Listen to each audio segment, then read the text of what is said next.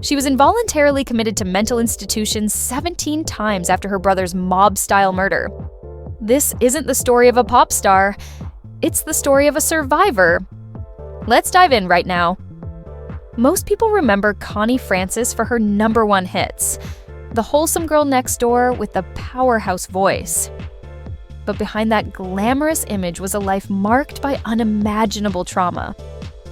We're talking about a brutal assault that led to a $2.5 million lawsuit and changed hotel security forever.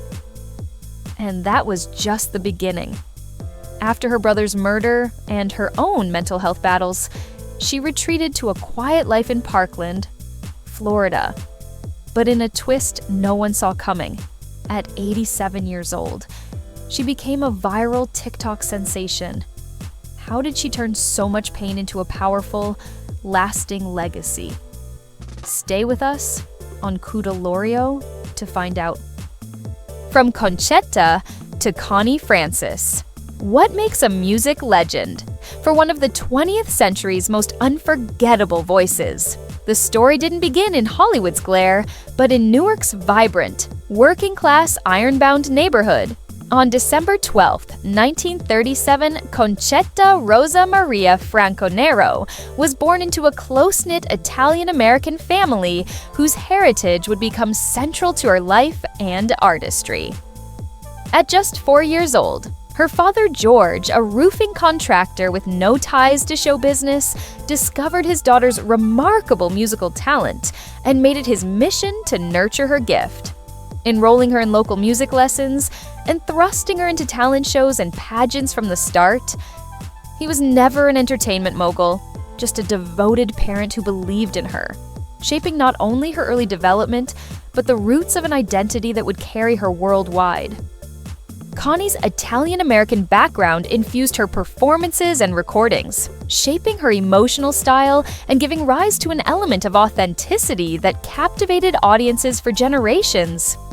Yet, there was something uniquely rare about her.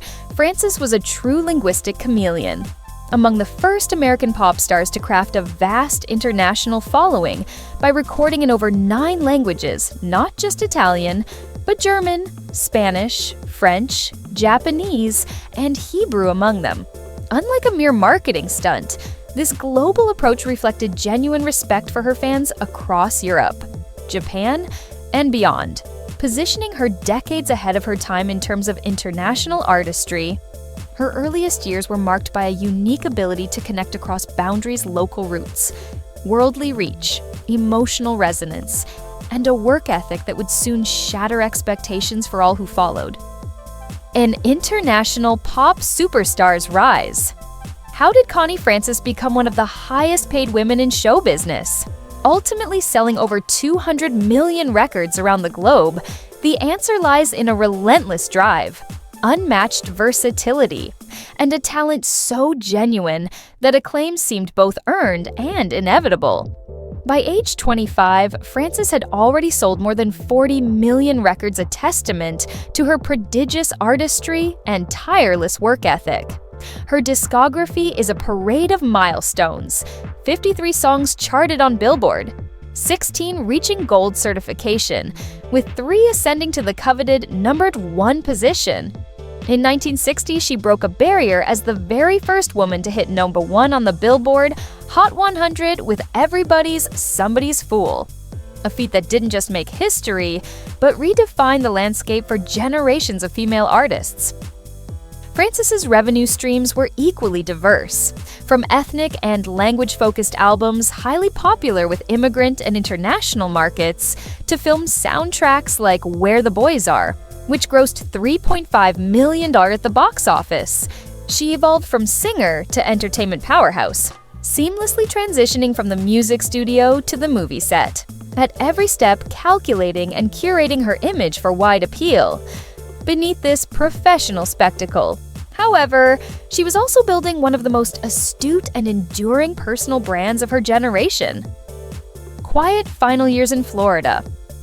How does a woman accustomed to global adulation find peace in the last decades of her life? Connie Francis embraced tranquility in Parkland, Florida, where she'd lived since the early 2000s. She died there on July 16, 2025, at 87 a full. Extraordinary life at its peaceful close.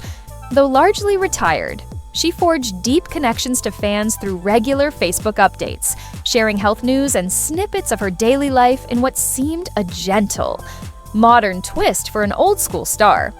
Her routine, simple pleasures, quiet dinners, and afternoons by her pool, a welcome contrast to her earlier hectic career.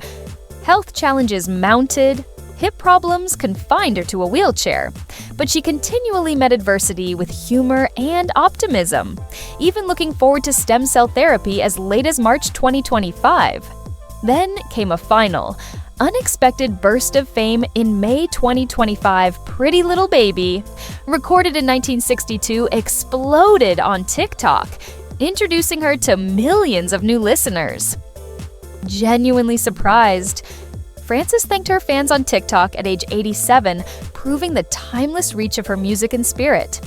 This late-life joy centered around a home that reflected her values of comfort, security, and understated luxury.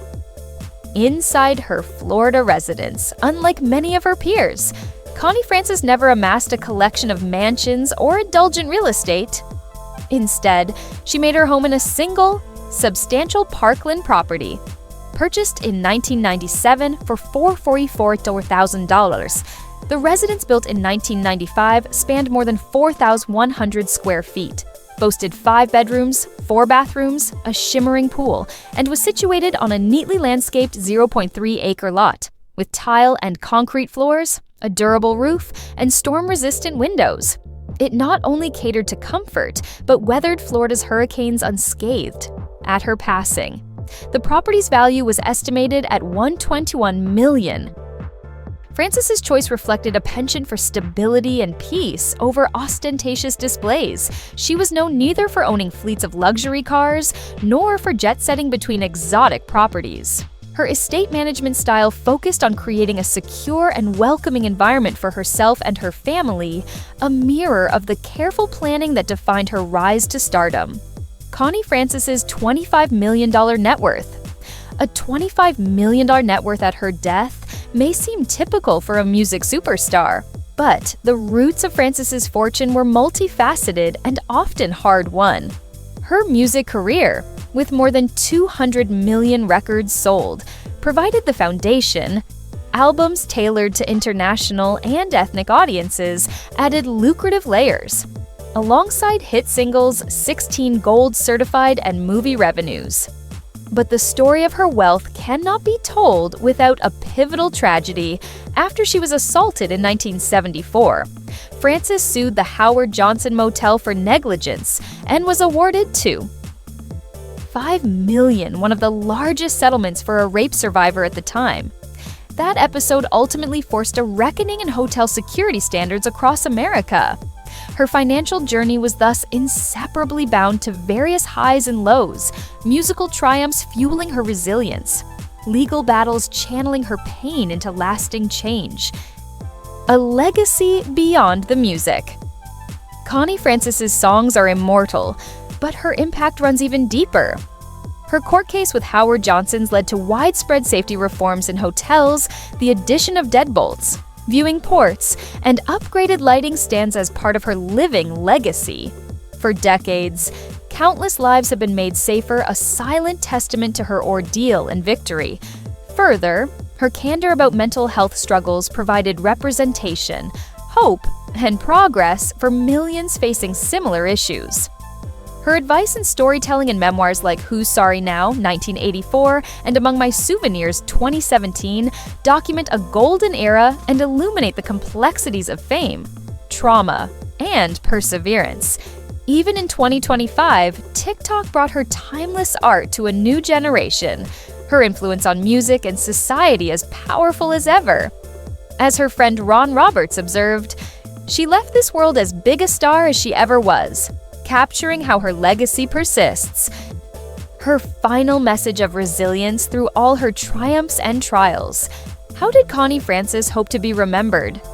Not for her heights of fame, but for her resilience, her journey upward from the depths, She expressed it simply to be recalled not so much for the heights I have reached, but for the depths from which I have come. Her life, a testament to survival and transformation, reveals a powerful truth. Tragedy does not define destiny, and pain can be transformed into strength for oneself and others. Connie Francis, ever the fighter, taught us what it means to endure, to overcome, and to leave the world changed safer, more compassionate, and filled with hope. From a $25 million net worth to becoming a fierce advocate for mental health, Connie Francis's final chapter wasn't about fame, it was about her fight. Her story teaches us that true legacy is forged in resilience. If her journey moved you, please